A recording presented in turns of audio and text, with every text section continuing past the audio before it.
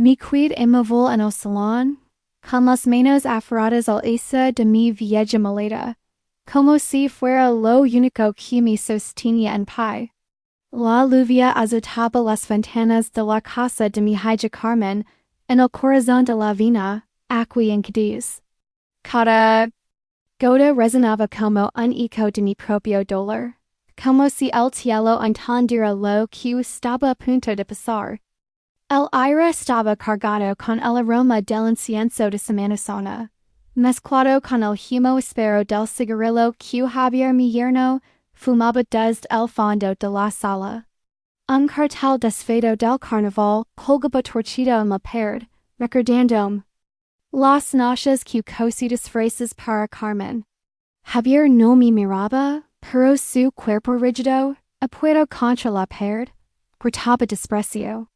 Carmen, mi única hija, mi niña, estaba frente a mí, los brazos cruzados, la voz cortante como el filo de un cuchillo de coquina. Mamá, no podemos seguir manteniendo, Dio, cada palabra talada para herir. No hay dinero para una boca. Mas, si no puedes pagar de par, no puedes cuidarte. Punto, sus palabras me golpearon como un puñetazo en el pecho.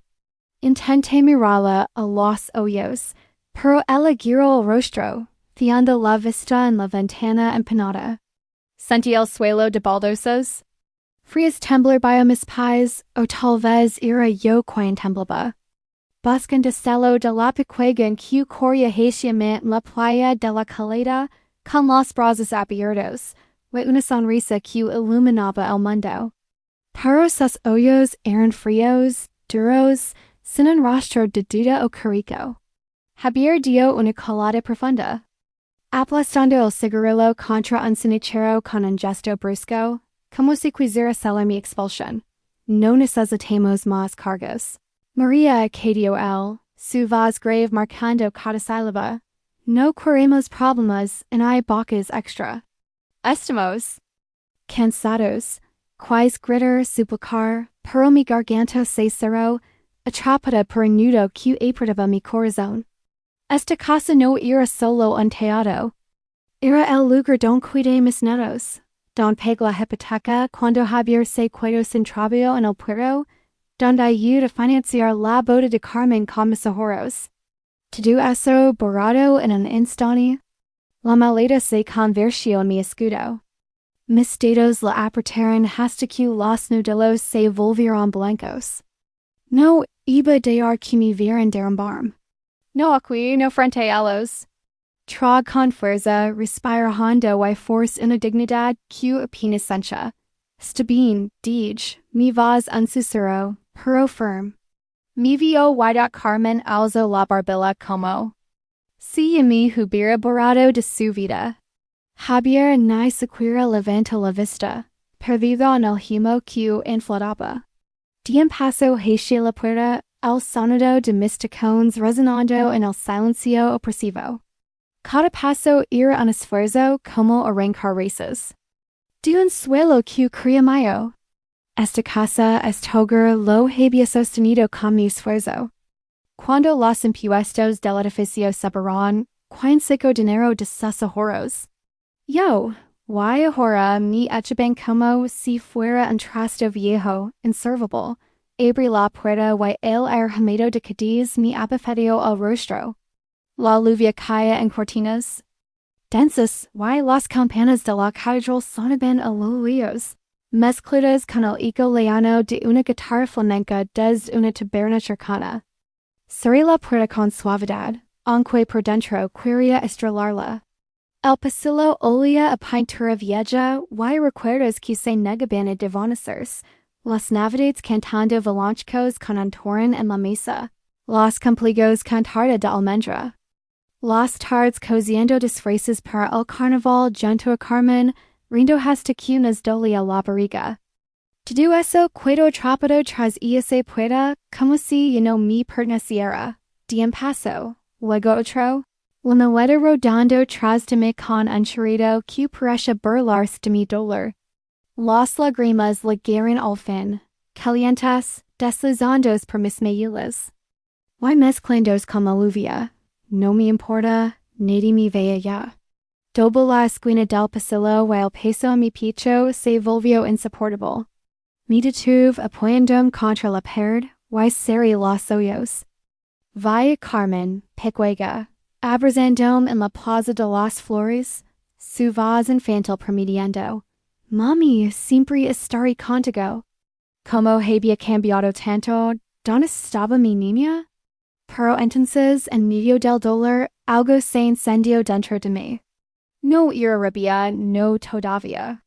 Era algo más hondo como elemento de una cita en Semana Sana, que empieza suave y se convierte en un grito de fuerza.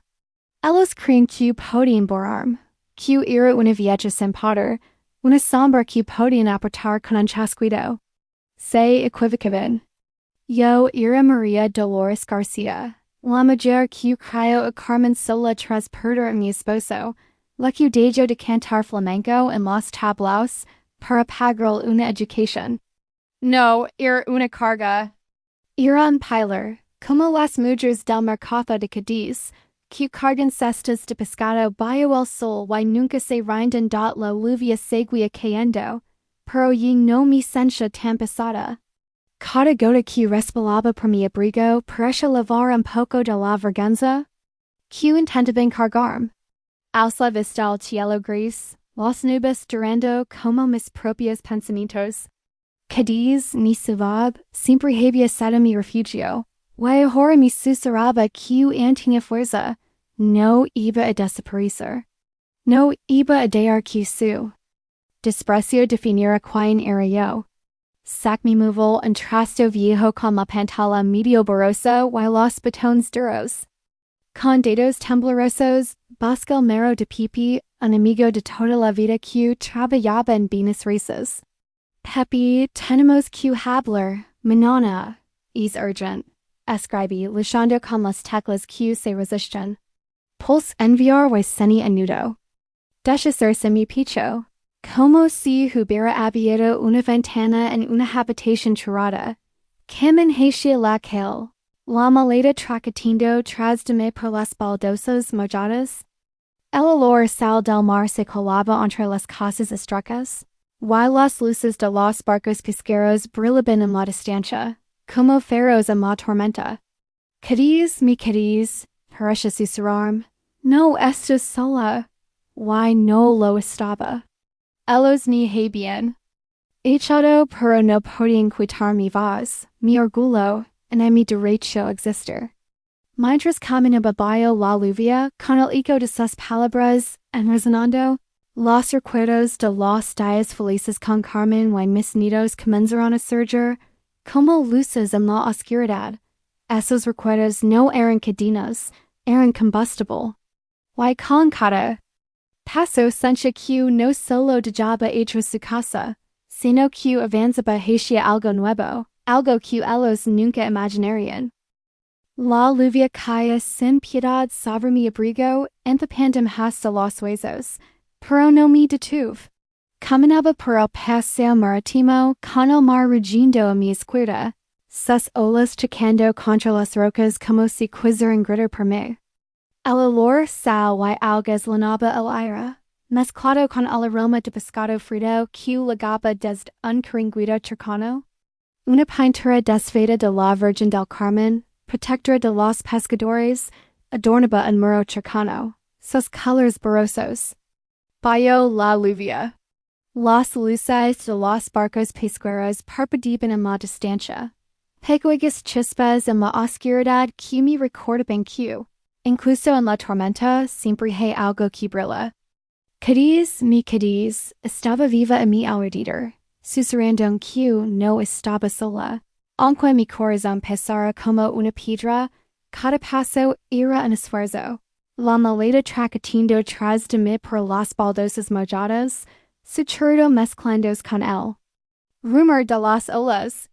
Mis lágrimas seguían cayendo, calientes contra la frialdad de la lluvia, pero ya no eran solo de dolor.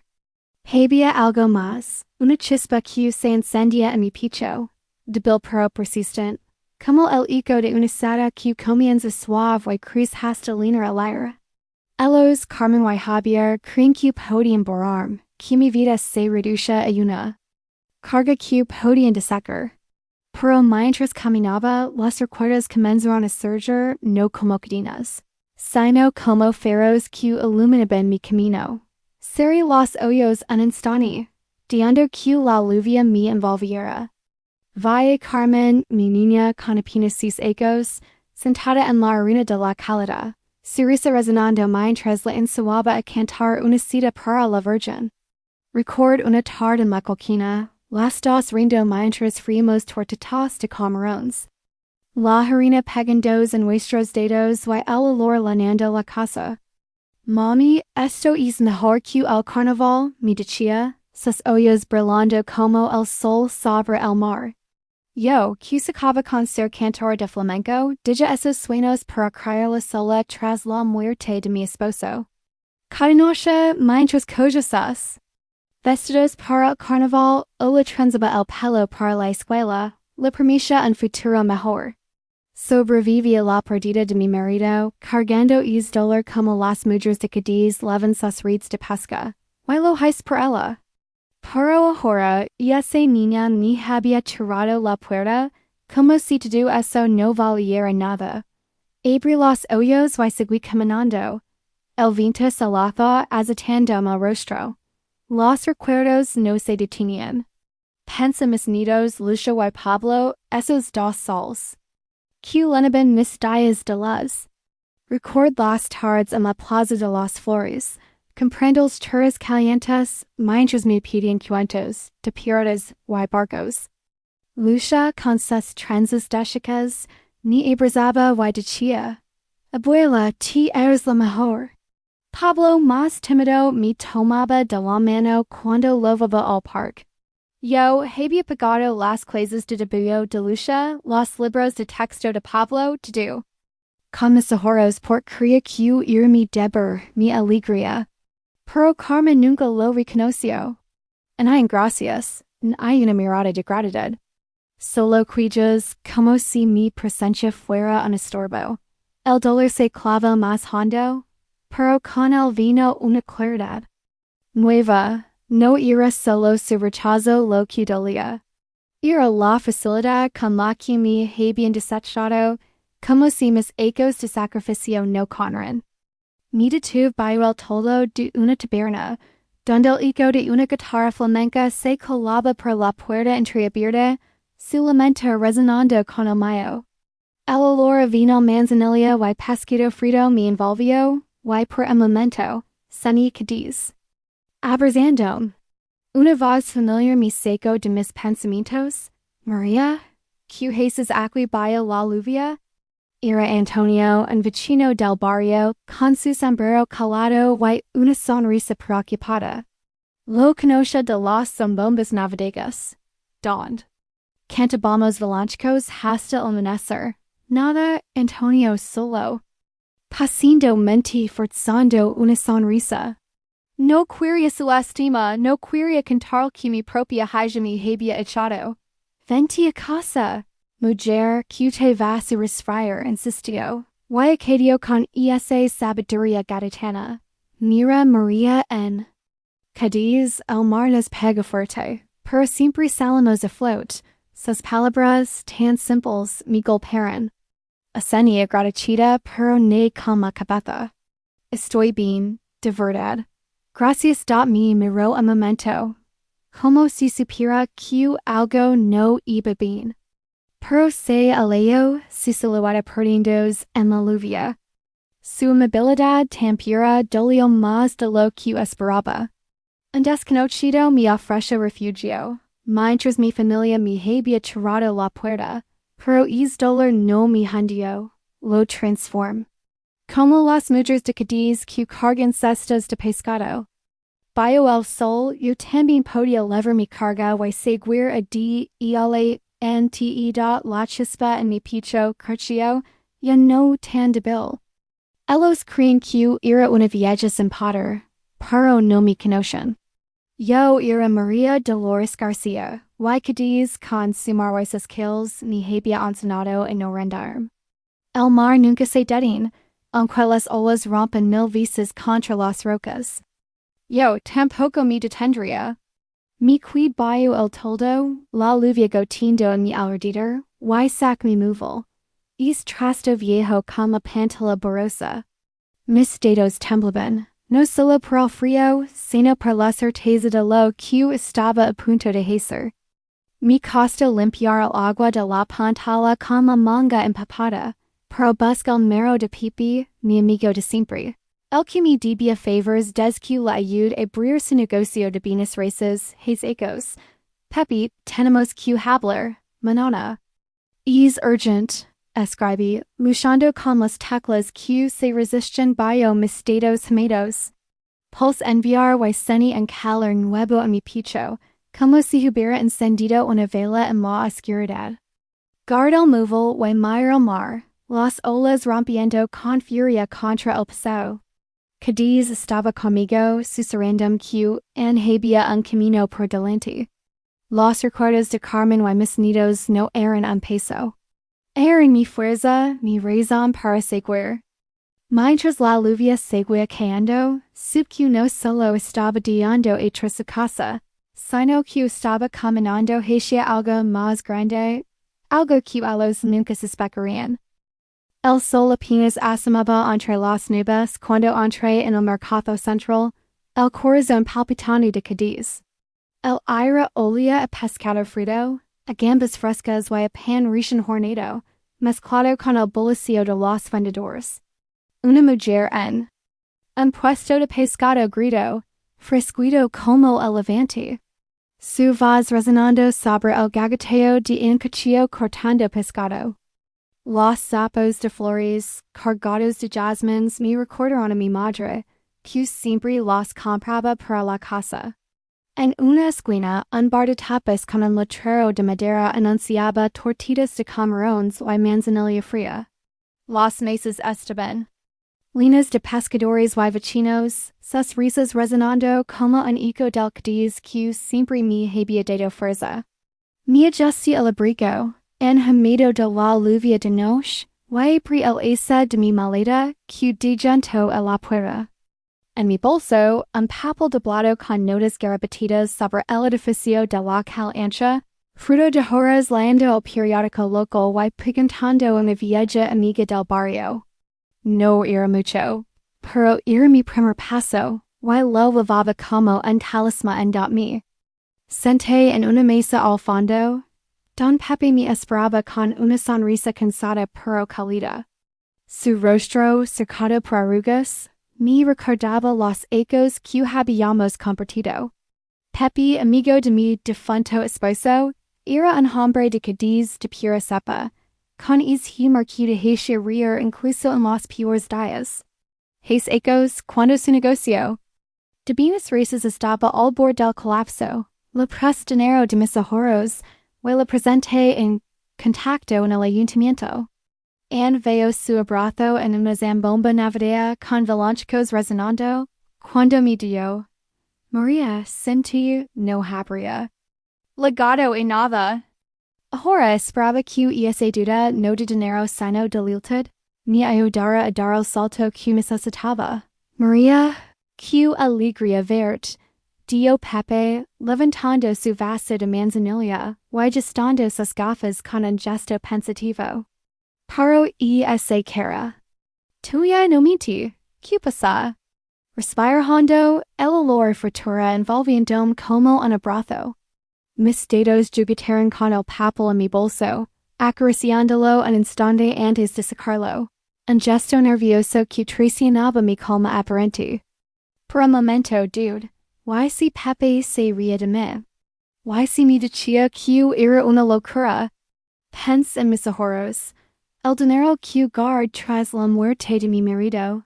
Cuando trabe noches cosiendo para salir adelante. Yo usarlo to do en esto era un risco quizás el mayor de mi vida, pero también mi única oportunidad de no ser invisible. Recuerda Carmen que ni siquiera me invitó al último cumpleaños de lucha, dejando fuera como si no existiera. La chispa en mi picho se aviva. No había volta atrás. Papi, necesito tu ayuda, dij mi vas ba pero firm. Quiero comprar el edificio don vive mi hija. El de la calle ancha, el de apartamentos. Papi arqueo una sella, su vasa de nido. A medio camino, sus dedos tamborlindos sobre la mesa como si midiera mis palabras. Sus ojos brillaron con una mezcla de sorpresa y admiración. Comprar un edificio. María, eso no es un juego. ¿Qué ha pasado? No quería contarlo todo. No quería que la lastima nublara su juicio. Pero le di lo justo. Carmen y Javier. En mi ecran de su casa dicen que soy una carga. Pero no lo soy Pepi, es edificio lo conozco. Sé que este enfrenta, que el dueño sevillano quiere deshacerse de él. Yo quiero ser quien lo compre da Pepi mi miró, sus ojos buscando los míos. Como si intentara medir mi determinación. Por un momento temí que me dijera que era imposible, que una viuda como yo, con ojos modestos y sin experiencia, no podía sonar tan grande. Mi corazón late rápido, y mis manos apretaron el papel en mi bolso, don había anotado. 25. Apartamentos construido en los 90, precio bajo por mantenimiento atrasado.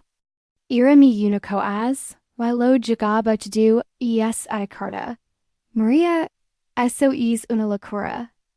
Dio al fin, pero su tono no era de rechazo, sino de cautela. Asintió lentamente como si reconociera mi fuego interior. Un edificio así cuesta dinero mucho. ¿Why riscos?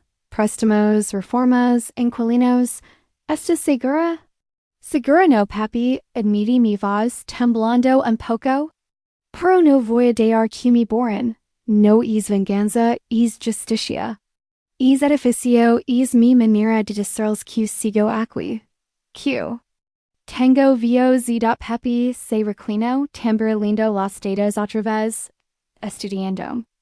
Una camarera Manolo, un hombre robusto que me conoce de mis días comprando en el mercado, se acercó con una bandeja de tapas. María, ¿cuánto tiempo? ¿Todo bien? Preguntó, su sonrisa amplia como el mar. ¿Todo bien, Manolo? Mentí, devolviendo la sonrisa. No quería que el barrio supiera mi vergüenza, pero su calidez me dio un empujón. Cádiz siempre había sido así. Un abrazo cuando más lo necesitabas. Manolo se alejó. Y Pepi tomó un sorbo de manzanilla pensativo. Vale, María, vamos a mirar los meros. Pero permiten que no te metas en algo que no puedes manejar. Asentí, el alivio mezclándose con el miedo. Saco el papel de mi bolso, mis notas garabatidas temblando en mis manos. Pepi lo tomó. Sus ojos recorriendo las líneas. El edificio de la calle ancha, sí, sé cuál es. El dueño está desesperado por vender. Podremos negociar un buen precio, pero necesitarás un préstamo. ¿Hay un plan? Entonces, es mi plan, dij mi vas más fuerte ahora. Onsaquem como hacerlo. Pepi sonrió, y esa chispa gatatana brillando en sus ojos. Eso está hecho. María, mañana traigo los papeles.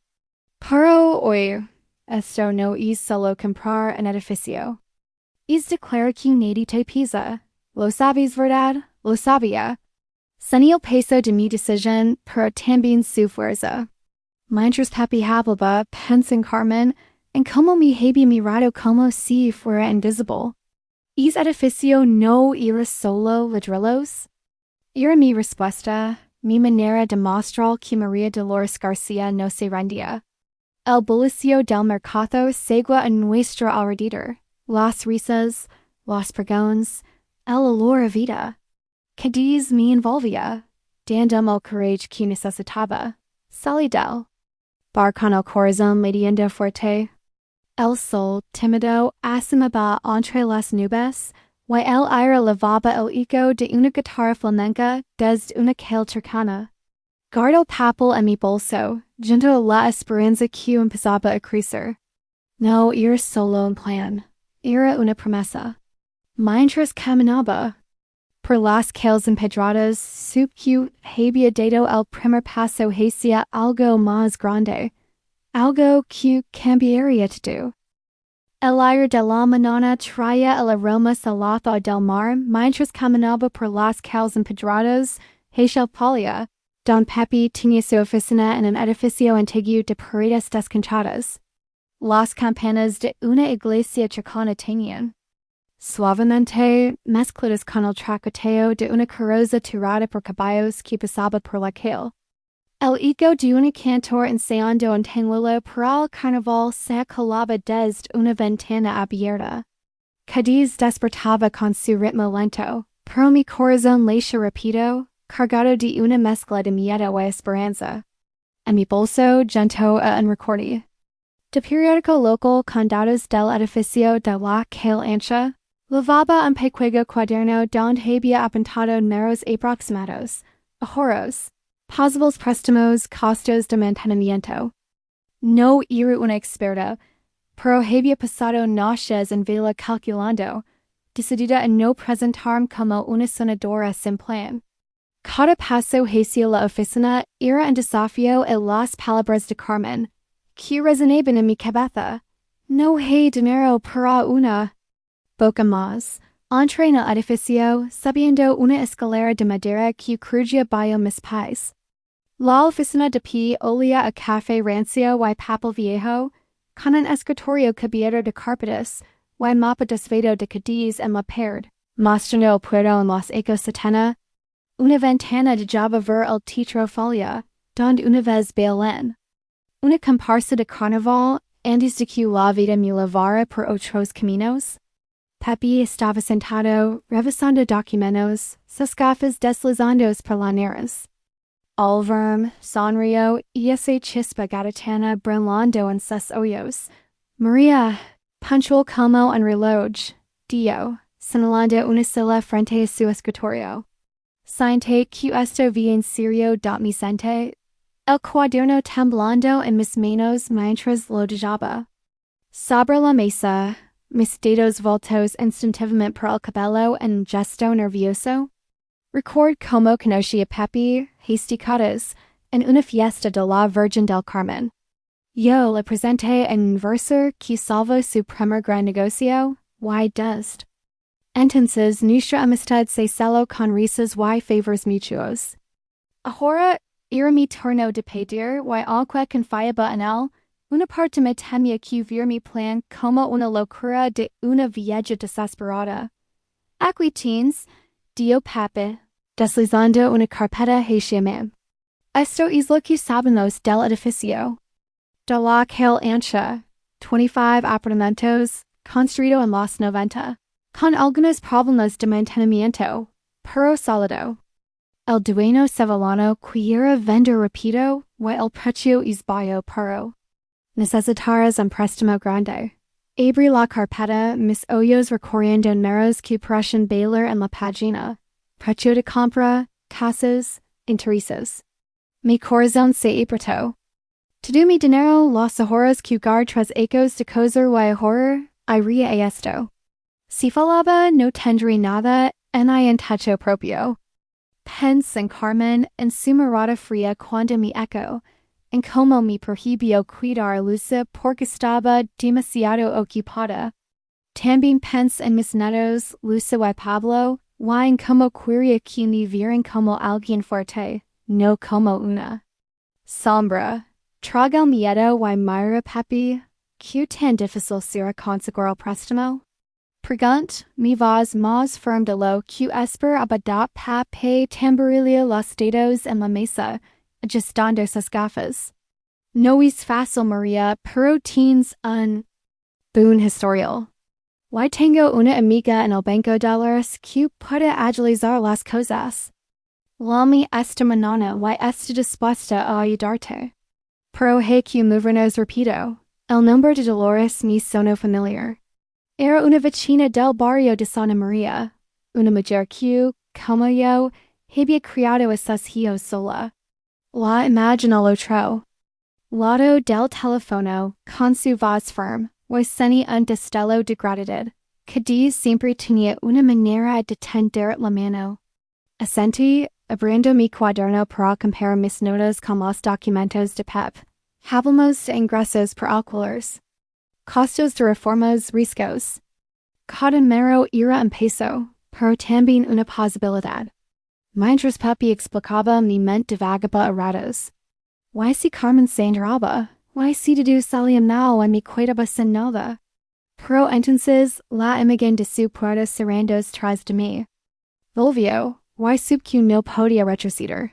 María, esto es un salto al vacío. Dio papi reclinandos en su silla y esposando una sonrisa pícara. Pero carajo, si alguien puede caer de pie, ersti. Sus palabras me dieron impugn. Record las noches tras la muerte de mi marido, cuando cogía hasta el amanecer para pagar las cuentas. Si pude entonces, podía ahora. Saca un bolígrafo. Y fueron los documentos de precalificación que Pepe me pasó, mi mano temblando, pero decidida. Cada firma era un clavo en el ataúd de la María que Carmen creía inútil. Cuando terminé, Pepe guardó los papeles y me dio una copia en un sobre. Esto es solo el comienzo, dio, su voz seria pero cálida. Ahora viene lo duro. Bancos, inspecciones, contratos. Pero te prometo que estaré contigo en cada paso. Como te estuvis conmigo. Aseni, el sobre pesando en mis manos como una promesa. Salí de la oficina, el sol ahora más alto, banando las calles con una luz suave. El eco de un tanglilo carnavalero llegaba desde el tetrafolia, y el aire traía el aroma de las flores del mercado cercano. Cádiz parecía aplaudirme, susurrandome. Que había dado un paso que cambiaría todo. Guardo el sobre en mi bolso, junto al cuaderno y la esperanza que crecía con cada latido. Mientras caminaba, supe que no solo estaba comprando un edificio. Estaba construyendo un futuro donde podría borrar. La luz tenue de una lámpara iluminaba mi pequeña casa en el barrio de Santa María, donde el olor guiso de la vecina se colaba por la ventana entreabierta, mezclado con el eco de un cantor entonando un fandango que me recordaba una comparsa de carnaval de mi juventud. Sobre la mesa, junto a una pequeña estatuilla de la Virgen del Carmen y un cordón de plata que fue de mi madre. Extendí los documentos que Pepe me había dado, contratos de alquiler, informes de mantenimiento, notas sobre el edificio de la Calencha, en mi cuaderno al lado de un recorrido periódico. Había añadido cálculos propios, garabatidos con un lápiz que temblaba en mis manos. Cada número era un paso hacia mi meta, pero también un recordatorio del riesgo que corría. Afuera, el sonido de niños jugando en el colín resonaba, un eco de la vida que Cádiz siempre lavaba en sus venas. Pero dentro de mí todo era silencio, un silencio cargado de propósito de mi mente. El crujido de la silla rompiendo la quietud, mis manos frotando nerviosamente antes de abrir los contratos. Los documentos, uno por cada inquilino, parecían mirar desde la mesa. Oh, gee. Las páginas, anotando details con el lápiz. Apartamento 3B, alquiler atrasado. Fora, necesito repartiberias. Mis ojos se detuvieron en el contrato de Carmen y Javier. Habían dejado de pagar el mantenimiento del edificio meses atrás, y la indignación me quemó el pecho. Recuerdo una tarde, hace un año, cuando ofrecí cuidar a lucha para que Carmen pudiera trabajar, y ella me cortó con un seco. No hace falta, mamá, estamos bien. En Isaquera me invitó al cumpleaños de Pablo y Zano, como si mi amor por mis nidos fuera un estorbo. Es recuerdo dolió más que la lluvia de aquella noche, pero también aviva la chispa en mi interior. No estaba haciendo esto por venganza. Era por justicia, por demostrar que María Dolores García and tinha voz. El teléfono sonó, sacandum de mis pensamientos. Era Pepe, confirmando que había hablado con Dolores, la amiga del banco. María los papeles están en marca, dio. Su voz firm a través del auricular. Dolores dice que el préstamo es viable, pero necesitas el avalio del edificio la próxima semana. También hablo con el agente de seguros para el título. Todo bien, pero manten esto en secreto, ¿vel? Nadie sabe nada, responde mi voz baja, casi en susurro. Había creado una dirección de correo anónima. Inversiones _Cádiz 23. Para comunicar con el banco y los asesores. Cada mensaje lo enviaba desde un cybercafe cercano, lejos de las miradas curiosas del barrio. Más tarde, un correo de Dolores Lego, y mis manos temblaron al abrirlo en el teléfono. María, el banco está revisando tu solicitud. Te llamo Manona. Guard los documentos en una caja de madera que esconde bajo una pila de manteles, un gesto que me hacía sentir como una espía en mi propia vida, pero era necesario. No quería que Carmen y hija supieran nada hasta que el contrato estuviera firmado. Un golpe en la puerta me hizo saltar. Era Manolo, el camarero del mercado, que vivía a 2 casas de distancia. María, ¿estás bien? Preguntó, su rostro asomando por la ventana. Te va a ligar con esa maleta air, why? Bueno, el barrio habla. Force una sonrisa. Mi corazón latiendo rápido. Todo bien, Manolo. Solo estoy organizando unas cosas, dije, tirando el cuaderno con un movimiento rápido. No podía arriesgarme a que los rumores llegaran a Carmen. Manolo asintió, aunque sus ojos decían que no me creía del todo. Vel, pero si necesitas algo, ya sabes dónde estoy, dio antes de irse. Su silueta desvaneciéndose en el calle oyéndome, mirando la puerta cerrada, el miedo apretándome el pecho. ¿Why si esto era un error? ¿Why si el plan destruía lo poco que quedaba mi relación con Carmen? Pensé en su risa de niña en las tardes trenzando el pelo, en cómo me abrazaba después de un cuento. Pero también pensé en su mirada fría, en cómo mi lomo carga. Ese recuerdo me dio fuerza. No estaba rompiendo nada. Estaba construyendo algo nuevo. Algo que me devolvería mi lugar. Quería que Lucha y Pablo, algún día me miraran con orgullo, sabiendo que su abuela no se rindió. Volví a los documentos, anotando con cuidado. Inspección. Próxima semana. Cierre 2 semanas. Cada palabra era un ladrillo en mi nuevo camino. El teléfono volvió a sonar. Esta vez era el agente de seguros confirmando una cita.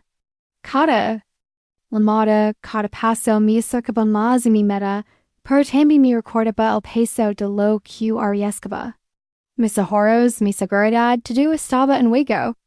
Pero cuando pensaba en la puerta de Carmen cerrando tras de mí, en el turrito de mi maleta bajo la lluvia, sabía que no había otra opción. Cerré el cuaderno y lo guardé en la calle, lleno de los documentos. Afuera, el aire de la noche. Traía el aroma de jazmines y el eco lejano de un tabla flamenco. Cádiz me envolvía como una madre que sabe cuando su hija necesita fuerza. Me acerqué a la ventana mirando las luces del barrio. En mi mente, escribí una nota invisible. No digas nada hasta que el contrato esté firmado. ¿Es era mi promesa. Mientras las estrellas comenzaban a asomar, su que es silencio, es secreto, era mi mayor arma. Estaba teniendo un futuro don nadie podría ignorar, y pronto, muy pronto, Carmen y Javier lo descubrirían. La luna plateada se colaba por la ventana de mi pequeña casa en Santa María, bañando la mesa con una luz suave que hacía brillar los documentos frente a mí. El aroma de jazmines flotaba en el aire, mezclado con el rumor lejano del mar. El tenido suave de las campanas de la iglesia de Santa María, como un susurro de Cádiz en la noche. Sobre la pared, una pintura desveda de la Virgen del Rosario, herencia de mi madre, parece observar con calma, como si supiera lo que estaba a punto de ocurrir.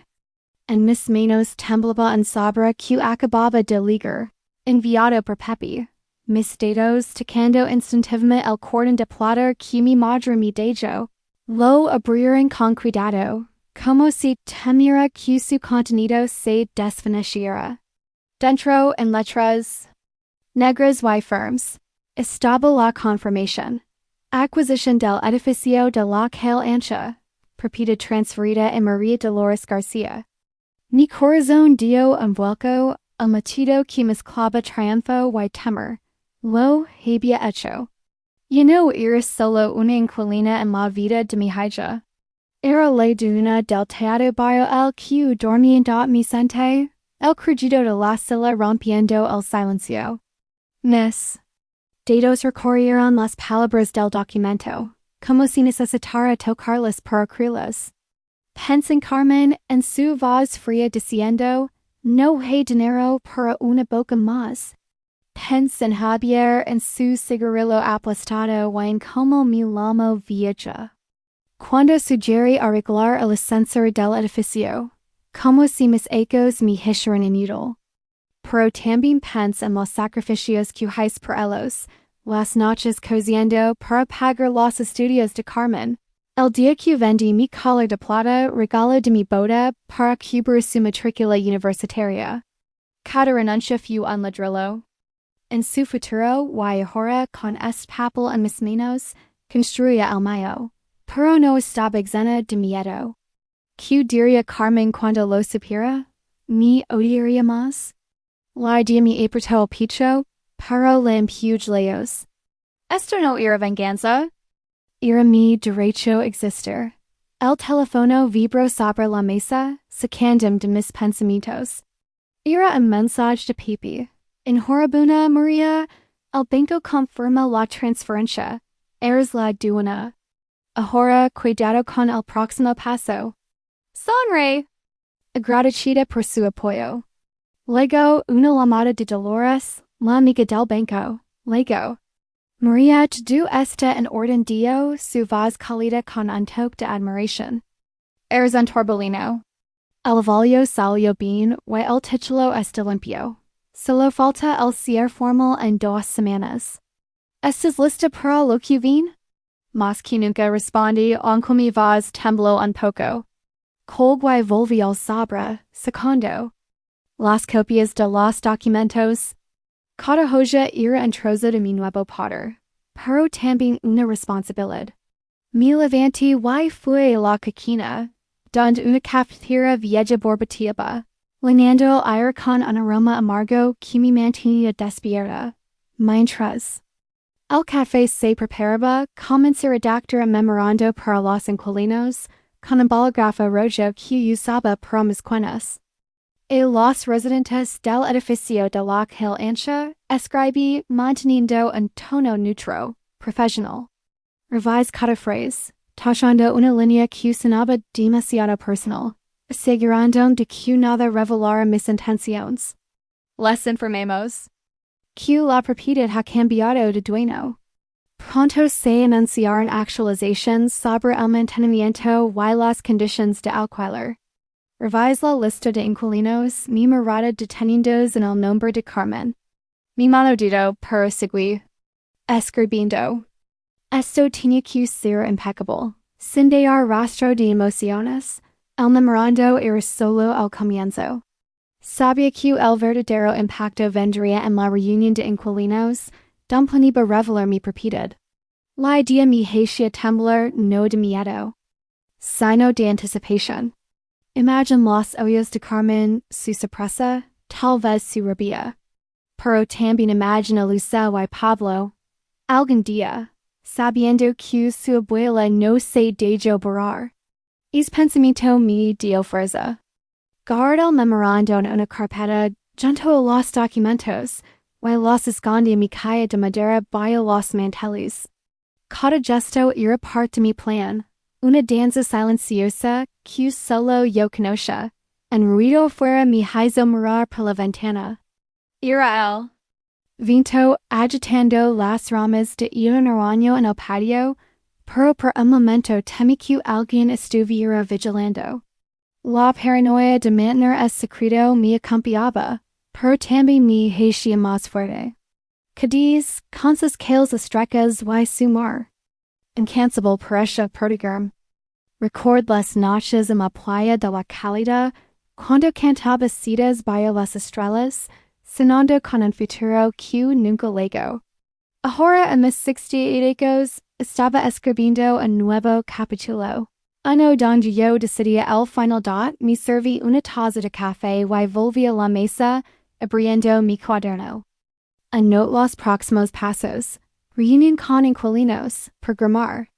Inspección final, confirmar, cierre, preparar. Cada palabra era un clavo en mi nuevo camino. El aire de la noche traía el eco de ir d'un vuelo desde un bar cercano, y el aroma de jasmine se intensificaba, como si Cádiz me felicitara. Cerré los ojos un momento, deando que la ciudad me envolviera. Había cruzado un umbral y no había vuelta atrás.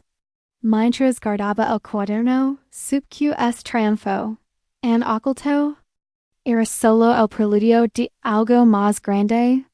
Pronto, Carmen y Javier descubrieron que la mujer que creían invisible tenía el poder de cambiar su mundo. El sótano del edificio de la cal ancha olía a humedad y pintura vieja, un espacio olvidado don las sillas de plástico chirriban bajo el peso de los inquilinos. Una bóveda desnuda colgaba del techo, lanzando sombras sobre las paredes. Agrotadas, donde un cartel desviado del carnaval de los ecos se despegaban las esquinas. El murmullo de los residentes llenaba el aire, sus voces mezclándose con el crujido de papeles, o el tintineo de vasos de vino que algunos habían traído. Me senté en la última fila, mi manto negro sencillo pero elegante cubriendo mis hombros, el sobre con el memorando apretado en mis manos. Nadie me prestaba atención. Para ellos era solo María, la madre de Carmen, una figura invisible. Para esta noche eso cambiaría. Mi corazón latía fuerte, no de miedo, sino de anticipación, como el redoble de un tambor antes de una cita en Semana Santa. Pensé en Lucha y Pablo, mis netos, y en cómo quería que un día entendieran que su abuela luchó por su lugar. Los inquilinos entraban, saludando con palmadas y cuchillas sobre el ascensor roto. Carmen y Javier llegaron juntos, ella con una botella de manzanilla y él con esa postura arrogante que siempre llevaba. Carmen me vio y me dedicó un asentimiento rápido, casi mecánico antes de sentarse en la primera fila. Javier ni siquiera miró en mi dirección, sus ojos escovando los míos como si yo no existiera. Sentí una punzada en el pecho, recordando la vez que Carmen me acusó de intrometerme cuando ofrecí ayudarla con los niños, diciendo que su familia no necesitaba mi carga. Y recuerdo aviva el fuego en mi interior, pero lo contuve, guardando mi fuerza para el momento justo. El administrador, un hombre mayor llamado Señor Alvarez, comenzó la reunión, hablando de guitarras y el pavimento del patio. Los inquilinos murmuraban abertos, hasta que me levanté, mi manto cayendo ligeramente sobre mis hombros. Carmen hacía el frente, mis pasos resonando en el silencio que se formó. Tomé el micrófono, su metal frío contra mi mano, y miré la sala, mis ojos encontrándose con los de Carmen. Los inquilinos se quedaron curiosos, sin sospechar nada. Gracias por venir, dije mi voz clara, cortando el murmullo. Quiero presentarme como es debido. Soy María Dolores García y desde la semana pasada, soy la propietaria legal del edificio de la Cal Ancha. Un silencio pesado cayó sobre la sala, como si el aire se hubiera detenido. Los ojos de Carmen se abrían de par en par, su rostro palideciendo, sus dedos apretando la mano de Javier. Javier se enderezó, su mandíbula apretada, sus manos crispándose en los reposabrazos de la silla, su mirada esquivando la mía. Los inquilinos intercambiaron miradas, algunos murmurando, otros inmóviles. Una vecina que me conoce de la iglesia, me miró y susurró a su compañera. ¿Eso es tener don de María? Su apoyo, aunque pequeño, me dio una impulsión. El señor Álvarez Carraspio, sorprendido, no estaba al tanto. Comenzó, pero lo interrumpí con una mano alzada. Esta mañana, algunos recibieron mi carta de bienvenida. Continuó mi voz firme, aunque mi corazón latía con una mezcla de orgullo y temor. Como nueva propietaria, tengo la responsabilidad de garantizar que este edificio prospere. He revisado las finanzas, y los alquileres no se han ajustado en 5 años, pese a los crecientes costos de mantenimiento. A partir de hoy, en 60 días el alquiler de cada apartamento se duplicará. Añadido colectivo recorrió la sala. Algunos inquilinos palidecieron, otros protestaron en voz baja. Carmen se puso de pie medias, su rostro desencajado, quedando los labios para contenerse. «Esto es una locura», exclamó, su voz temblando de incredulidad. «No podemos pagar eso». La mira, mis ojos encontrados con los suyos, y por un instante, vi a la niña que corría hacia mí en la calada. Pero también vi a la mujer que me eco, que me llamó carga. Y si esta decisión la aliviaba para siempre. El pensamiento me dolió, pero no me detuvo. Pagran o se mudarán, mi voz calma pero inquebrantable. Cada hogar tiene su elección, pero el alquiler incluye mantenimiento, parking, jardinería. Costos reales que han pasado demasiado tiempo. Es la única forma de mantener ese lugar. El silencio volvió, rodo solo por susurros. Javier se inclinó hacia Carmen, murmurando algo, sus manos apretadas, su rostro enderezado. Los inquilinos me miraban, algunos con rabia, otros con un respeto nuevo. Ana asintió lentamente, como si entendiera mi lucha. Sentí el peso de mi decisión, pero también su justicia. Este edificio, que ayuda a sostener con mi dinero cuando ellos flaqueaban, ahora era mío. Y con él mi voz, habrá una reunión abierta en 2 semanas. Agadi mi mirada recorriendo la sala. Podrán preguntar sobre los detalles del alquiler, plazos y asistencia para quienes necesitan mudarse. Quiero equidad, no depend en si Carmen abrió la boca, pero no dio nada. Sus ojos, por primera vez, mostraban algo más que desprecio, sorpresa, quizás miedo. Me senté, el micrófono enfrió en mi mano, y dije que el señor Álvarez retomara la palabra. La sala zumbaba con susurros, pero yo sentía una calma extraña, como el silencio tras una cita. Había mostrado mi poder, no con gritos, sino con hechos. Mientras los inquilinos se dispersaban, supe que esta noche marcaba un antes y un después. Cádiz, con sus calles y su mar, parecía susurram que había hecho lo correcto. Y mientras miraba a Carmen, inmóvil en su silla, supe que el próximo paso sería aún más difícil, pero estaba lista. El sótano del edificio de la calle ancha seguía oliendo humedad, pero esta vez la tensión en el aire era más densa que el moho en las paredes. La bóveda del techo parpadeaba, lanzando sombras intermitentes sobre una pintura torcida. La Virgen del Carmen que colgaba en un rincón, como si velara por nosotros. El aroma de manzanilla de una botella abierta en la mesa de Carmen se mezclaba con el aire rancio. Las sillas de plástico crujían mientras los inquilinos se acomodaban. Sus rostros marcados por la incertidumbre tras mi anuncio de la semana pasada. Sostuve una carpeta en mis manos. Los documentos del nuevo addendum perfectamente ordenados, el papel sucinto bio mistados a la brilla. Mi mantuve de pie al frente, mi negro cando con elegancia sobre mis hombros. Afuera, quis respiraba. Con su calma nocturna, pero aquí dentro, cada susurro era una chispa a punto de encenders. Mi corazón late firme, una mezcla de orgullo y nervios. Como si estuviera a punto de cantar una cita frente a una multitud. Los inquilinos llegaron. En grupos, sus voces bajas discutiendo el aumento del alquiler. Carmen y Javier entraron juntos, sus rostros pálidos. Ella con los brazos cruzados y él con las manos hundidas en los bolsillos, sus ojos excavando los míos. Sentí una pensada al ver a Carmen recordando la vez que pagué la reparación. De su teatro cuando una tormenta lo dañó, y ella ni siquiera me dio las gracias, como si mi esfuerzo fuera invisible. Es recuerdo aviva mi resolución, pero también trajo un nudo al pecho. Estaba yendo demasiado lejos. Perdería a mi hija para siempre.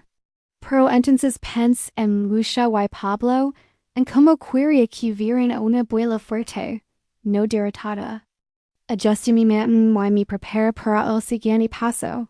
El señor Alvarez abrió la reunión, su voz temblorosa mientras resumía las quejas sobre el alquiler. Los inquilinos murmuraban, algunos mirando con recelo, otros con curiosidad. Ana, la vecina de la iglesia me lanzó una mirada de apoyo, sus labios formando una sonrisa discreta. Cuando el administrador terminó, di un paso adelante colocando la carpeta sobre la mesa con un gesto firme. Mis ojos recorriendo la sala antes de posarse en Carmen y Javier. Gracias por volver, Dij. Mi voz clara y serena cortando el murmullo. Hoy finalizaremos el addendum al contrato de alquiler, incluyendo los ajustes anunciados la semana pasada. Pero hay una cláusula adicional, específica para mi hija Carmen y su esposo Javier. Un silencio helado envolvió la sala. Carmen se enderezó, sus brazos cayendo a los lados, sus dedos apretando el borde de la silla. Javier levantó la vista. Sus manos formando puños en los bolsillos, su mandíbula tensa. Los inquilinos se miraron, algunos inclinándose hacia delante, otros susurrando. Sostuve su mirada, mi mano tocando el micrófono con calma, aunque mi corazón latía con una mezcla de justicia y temor por lo que esta decisión podría romper. Quería que esta cláusula les enseñara el valor de la familia, algo que he bien olvidado. Bio la ley andaluza continuó. Mi voz firme, los propietarios pueden incluir cláusulas de cuidado cuando familiares residen en la propiedad. Dadas mi edad y necesidades médicas, invoco es derecho. Esta cláusula exige que Carmen y Javier proporcionen un mínimo de 5 horas semanales de asistencia, tareas domésticas, recados, compañía lo que requiera. Pueden cumplir esta obligación o pagar una tarifa mensual adicional de 200 euros. No es OPC dot un murmullo recorrió la sala, como el viento antes de una tormenta. Carmen palideció, sus labios temblando mientras miraba a Javier, quien se frotó la frente, su rostro endurecido. Esto es chantage, exclamó ella, su voz quebrantándose, sus manos apretando los brazos de la silla la mire. Mis ojos encontrándose con los suyos, y por un instante, vi mi niña, la que cantaba conmigo en la calada. Pero también veo la mujer que me echo, que me lemo carga. El dolor de esa traición me dio fuerza, pero también me hizo dudar. ¿Era esto demasiado cruel? No, no lo era. Esto era responsabilidad, no venganza. No es chantage, Carmen, dije. Mi voz suave pero inquebrantable. Es responsabilidad. Mi negastes en hogar y ahora eliges como repararlo. Cuidar justamente o pagar por el cuidado. No pido caridad. Exigiendo lo que es justo dot la sala se. Vino de susurros. Ana se puso de pie, su voz clara rompiendo el murmullo, María tiene razón. Eso es Cádiz, cuidar los nuestros no los echamos. Manolo, el camarero del mercado, asenció desde el fondo, susurrando a su vecino con aprobación. Otros inquilinos asintieron, sus miradas pasando de la sorpresa al respeto. Sentí un calor en el pecho, no de triunfo, sino de reconocimiento. Cádiz, mi Cádiz, estaba conmigo. Javier se inclinó hacia adelante, su voz baja pero cortante. Sus ojos mirando al suelo, why si no podemos como horas? ¿Qué explications tenemos que darte? Documented las horas en un registro simple, respondí mirando directamente a sus ojos. Asegura que estoy alimentada, segura acompañada. La alternativa es la tarifa que se accedera al alquiler. Mostré los recibos. Eso es todo. Carmen abrió la boca, pero les cerró, sus ojos brillando como lágrimas concaídas. Los inquilinos murmuraban, algunos tomando notas, otros mirando con una mezcla de asombro y impaciencia. Colgó el micrófono y dijo la carpeta. Abierto sobre la mesa, los documentos expuestos como prueba de mi autoridad. Cada inquilino tiene una semana para aceptar los nuevos términos, dijo mi voz resonando en la sala. Si no están de acuerdo, deben dar notificación. Una vez firmados, el alquiler y las obligaciones serán ejecutables. Es justo, execuyo el ivo da el silencio volvió, pesado pero claro. Carmen y Javier se miraron, sus posturas encorvadas, como si el peso de mis palabras los hubiera aplastado. Finalmente Carmen carraspeo. Lo haremos. Formaremos, dio, su voz apenas audible, sus manos temblando mientras tomaba un bolígrafo, esceni, entregándoles una copia del addendum mis movimientos lentos y deliberados. Los inquilinos comenzaron a dispersarse, algunos acercándose para preguntar, otros mirando con respeto nuevo. Ana me apretó el brazo, susurrando, eres un ejemplo, María. Manolo me dio un leve asentimiento desde la puerta, como diciendo, bien hecho. Mientras recogía mis papeles, sentí una calma profunda, como el mar tras una tormenta. Había establecido un nuevo orden, no con rabia, sino con justicia.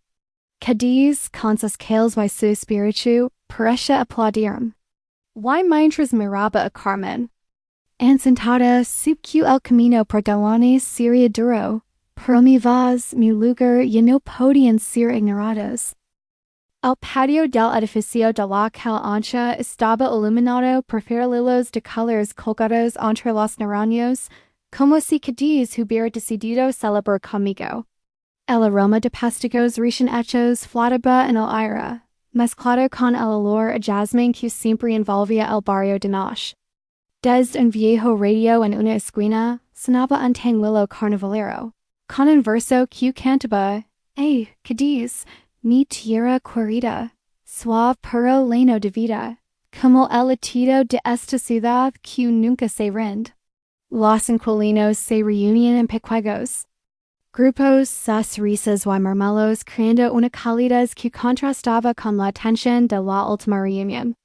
Lavaba una bandeja con un pastel de cumplidos para lucha, mi mira, envuelto en un glaseado que brillaba bajo las luces. Ana, la vecina de la iglesia, había organizado esta fiesta, y su invitación me llegó como un abrazo inesperado.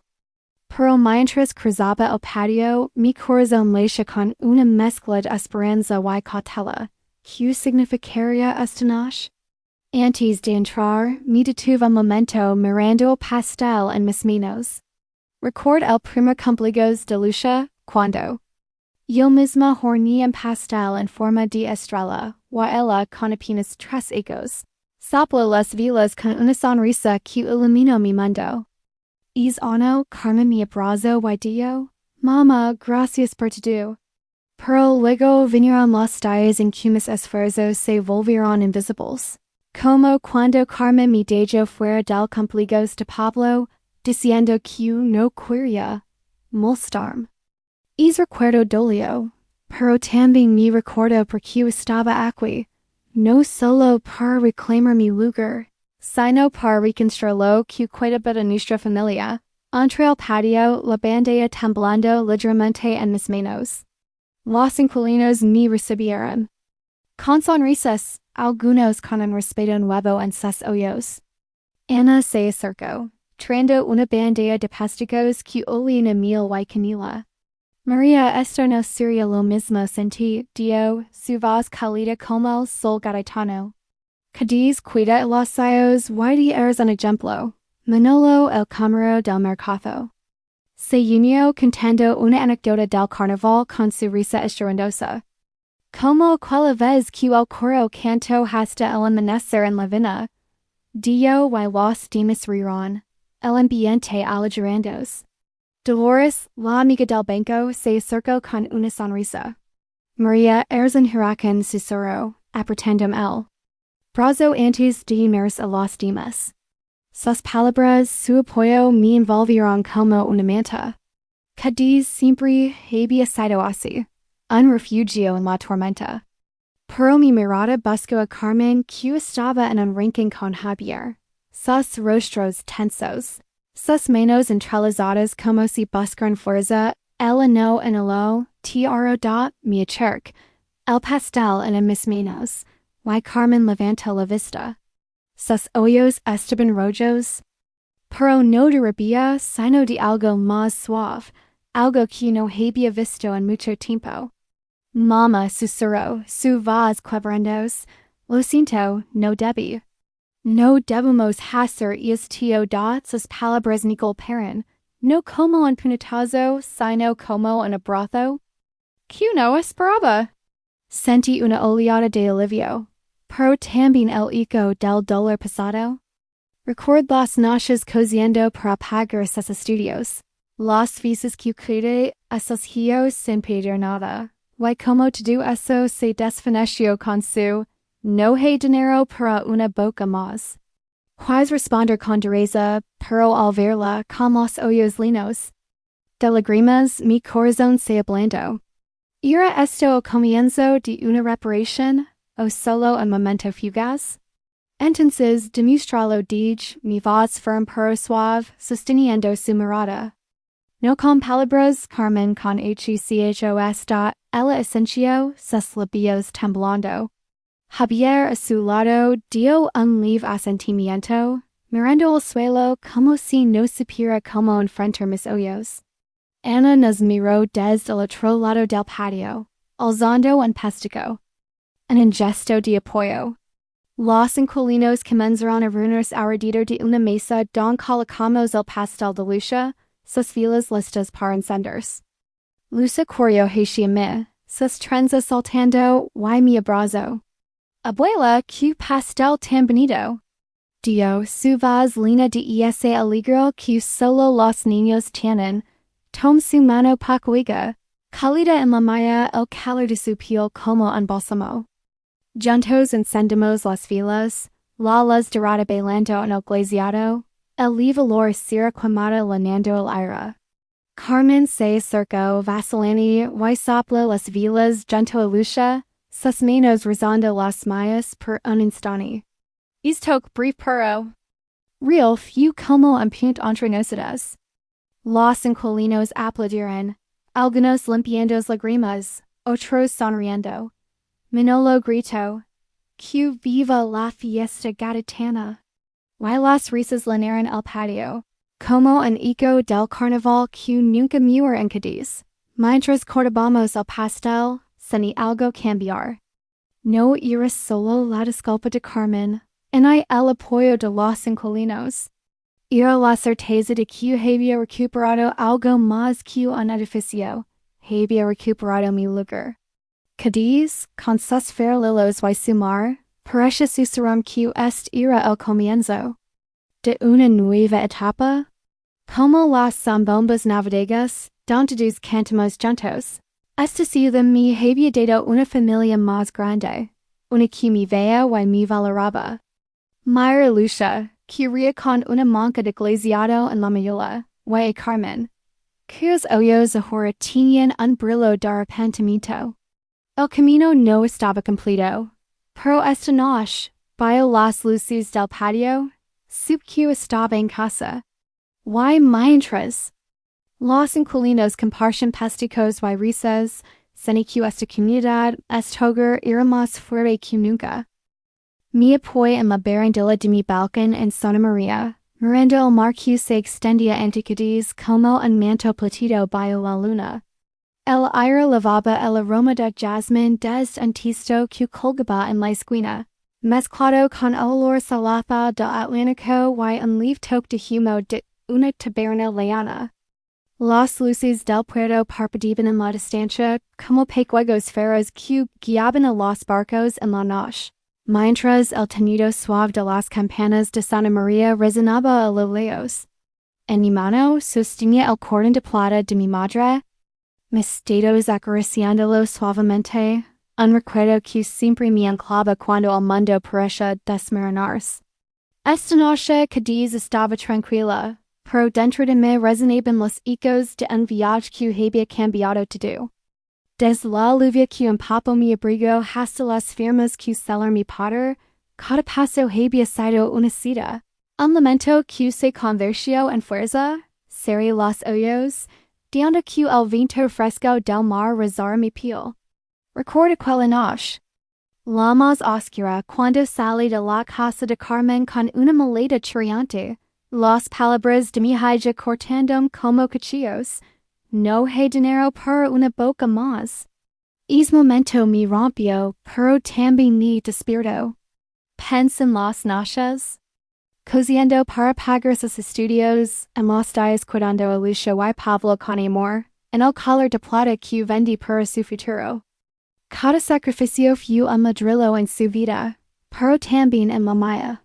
Aquella noche bajo la lluvia, cuando envié ese mensaje a Pepe, no sabía que estaba comenzando a construir un nuevo hogar.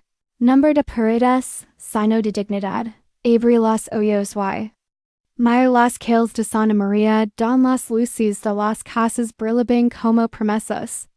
El eco de risas desde una casa vecina me legó, un recordatorio de la vida que bulla en Cádiz incluso en la noche. Hace unos días, Ana me envió un mensaje. María, gracias por mostrarnos lo que es Cádiz, fuerza y corazón. Manolo, Dolores, los inquilinos, todos se habían convertido en algo más que vecinos. Eran mi comunidad, mi familia extendida, como en las bombas navideñas, cuando cantamos hasta amanecer. Cádiz siempre había sido así. Un abrazo cuando más lo necesitas, una cita que resuena en la oscuridad. Pero este viaje no fue solo mío. Era el de todas las mujeres que como yo han sido llamadas demasiado viejas o demasiado débiles. Para importar, mientras el viento acariciaba mi rostro, pensé en lo que había ganado. No solo un edificio, no solo el respeto de los inquilinos. Había recuperado mi voz, mi lugar, mi derecho a existir. Pero también sentí una sombra de tristeza.